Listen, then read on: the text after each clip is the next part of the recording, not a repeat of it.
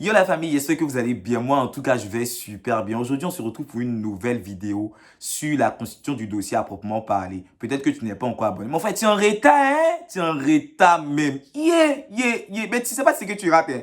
Tu rates trop de choses. Donc, si tu n'es pas encore abonné, que tu regardes toujours mes vidéos, abonne-toi à mes pages, abonne-toi à tous mes réseaux sociaux, abonne-toi surtout sur YouTube parce que ça va te permettre de suivre cette série-là sur la procédure de Campus France. Si tu connais des personnes qui hésitent à faire Campus France en regardant ma vidéo, ils vont comprendre que c'est facile. Il n'y a rien de sorcier. Au lieu d'aller payer ton argent à des structures qui sont spécialisées, tu t'assois devant YouTube, tu regardes et tu appliques ça bêtement. Genre bêtement quoi. Genre on te dit va à gauche, tu vas à gauche, tu suis bêtement. Et tu vas réussir bêtement. Et tu vas avoir des acceptations bêtement. Sans plus tarder, rentrons dans le but du sujet. Aujourd'hui, nous allons parler de la constitution du dossier à proprement parler. Je pense que tu as respecté les 3 étapes. Tu as les préacquis. Tu as ta boîte mail, tu as ton dossier au complet et puis tu t'es renseigné sur les universités. Tu vas sur le site de Campus France, 3 fois wcampusfrance.ci.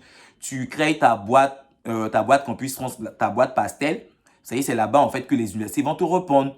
Donc, tu crées ça et quand tu finis de créer ça, il y a plusieurs rubriques là-bas. Tu as la rubrique sur ton état civil, si je me rappelle bien. Tu essayes de mettre ton nom, ton âge, ta photo aux dimensions, aux tailles exigées. Et quand tu finis ça, il y a la deuxième rubrique, c'est le parcours. Le parcours. Là-bas, j'aimerais m'attarder. Pourquoi? Parce que là-bas, c'est la partie la plus difficile. Et c'est la partie qui compte le plus. Donc, reste jusqu'à la fin de la vidéo parce que je vais te donner 3 astuces pour réussir une bonne lettre de motivation. 3 astuces qui vont te permettre de sortir de la masse. 3 astuces qui vont te permettre de personnaliser ta lettre de motivation. Tu ne vas pas prendre la lettre de motivation de Conan, ni la lettre de motivation de Kwasi qui a fait Campus France, donc parce qu'il est parti, il a fait du droit, parce qu'il a fait de l'économie, tu prends sa lettre de motivation et tu appliques. Non, moi je vais te montrer comment toi-même tu dois personnaliser ta lettre de motivation pour être le meilleur, pour avoir plus de chances d'être accepté. Parce que la lettre de motivation, il faut dire que la lettre de motivation te défend. La lettre de motivation va faire que tu vas sortir de la masse. Elle va permettre de te différencier des autres. Donc, reste jusqu'à la fin de la vidéo pour avoir ces 3 astuces-là. Donc, tu as fini de te renseigner, tu as ta boîte mail, tu as rempli la première rubrique. La deuxième rubrique, c'est le choix des universités. Vu que tu t'es déjà renseigné, ça devient plus facile. Tu choisis tes universités au calme. Genre la force tranquille, quoi. Parce que c'est que tu t'es déjà renseigné. Tu n'es pas mêlé. Tu n'es même pas mêlé. Donc après ça, tu essayes d'hierarchiser en fait tes universités en partant par les villes où tu as le plus de connaissances jusqu'aux villes où tu connais personne. Donc quand tu finis ça, ça va arriver maintenant sur la lettre de motivation. Tu mets ta lettre de motivation, tu essayes de remplir. La partie où tu dois scanner tes documents, tu respectes les tailles exigées. Il ne faudrait même pas qu'on te renvoie ton dossier pour correction. Tu respectes les tailles exigées. Tu crées les lignes pour le bac, pour le diplôme du bac, puisque le bac c'est un diplôme. Tu crées la ligne pour la première année. Si tu as fait 2 semestres, tu mets les 2 relevés ensemble. Tu les mets dans le même fichier. Je te donne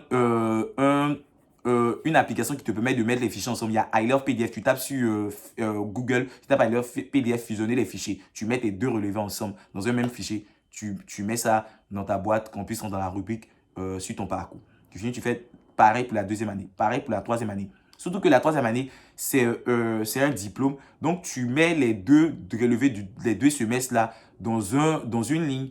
Et tu crées une 3e ligne où tu mets le diplôme à proprement parler de la licence. Si tu postules pour une licence ou tu postules pour un master, ça sera pareil pour quelqu'un qui postule pour un master 2 mais qui est en master 1. Donc, il met son diplôme de master 1. Peut-être que tu n'as pas encore tes résultats, tu mets ton certificat de scolarité. Une fois que tu as mis ton certificat de scolarité, ça prouve qu'en fait, l'année en cours, tu vas à l'école, quoi. Donc, après ça, tu vas dans la 3e partie, la 3e rubrique qui est plus facile, c'est sur la langue. En Côte d'Ivoire, nous, on parle le français. Donc, tu fais les manips là. Tu mets que c'est ta langue maternelle et tout. Quand tu as fini, tu as bien regardé, tu as bien respecté tes dossiers. En plus, on va te demander de voir si effectivement tout ce que tu as mis là, tu es sûr de ça. Tu regardes la régularité de toutes les rubriques. Tu as vu que tu as respecté la régularité de toutes les rubriques. Tu soumets le dossier, tu vas payer tes 70 000. Tu attends que Campus France te fasse signe pour dire que effectivement ton dossier est propre. Mais je dis que si tu as suivi tout ce que je t'ai dit là, Campus France ne va pas te renvoyer ton dossier pour correction. Parce que moi, qu'est-ce qu'ils ont fait pour moi là? Ils m'ont pas envoyé. Ils ont dit, monsieur, prenez rendez-vous. Surtout que les rendez-vous sont rares à avoir. Donc, faut faire ton truc de manière méthodique. Faut pas être pressé, faut pas t'embrouiller. Fais ton truc au calme. C'est un autre niveau. Donc, après avoir fini de faire tout ça, tu sais que tu as tout respecté, tu as bien respecté ta lettre de motivation, tu as bien construit ton projet professionnel et tout. Tu soumets ton dossier. Maintenant, moi, je vais te donner 3 astuces pour personnaliser ta lettre de motivation. Ces 3 astuces vont t'aider à sortir de la masse. Ces 3 astuces vont te permettre de te différencier d'une autre personne. Il faudrait que quand tu vas finir de personnaliser ta lettre de motivation, ça soit en cohérence, en adéquation avec ton entretien quand tu vas avoir ton entretien.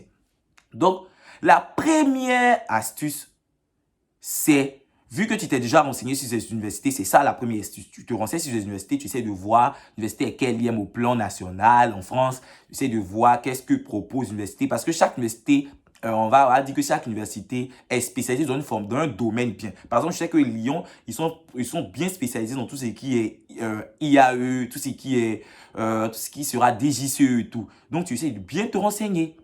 Et dans ta lettre de motivation, tu dis étudiant à IUA, étudiant à UKO, étudiant à l'Université des Lagunes, étudiant à l'Université de Cocody. Je disais postuler à la fac de Lyon 3, qui est une fac qui est réputée, qui est une fac qui est la meilleure de province, c'est une fac qui est ça, c'est une fac qui est ceci. En fait, tu vantes la fac, tu donnes l'éloge de la fac. Dans la première partie de ta lettre de motivation. Quand tu as fini de vanter, quand ils vont lire, ils sont accrochés. Il a dit, ils sont fins. Parce qu'ils savent que tu as fait des recherches. Non? Après cette première étape, la deuxième étape, c'est quoi? La deuxième astuce, ça va être genre la construction de ton projet professionnel. Tu vas construire ton projet professionnel sur des bases solides. Tu vas dire que tu es devenu peut-être avocat, peut-être que tu es devenu médecin, peut-être que tu es devenu journaliste. Tu vas dire que après une licence, si tu es venu en première année, bien sûr, après une licence en droit privé ou en droit public, je te dis faire un master 1 en droit pénal et un master 2 en sciences criminelles ou bien un master 2 en droit pénal des affaires. Après ce master 2 en droit pénal des affaires, je disais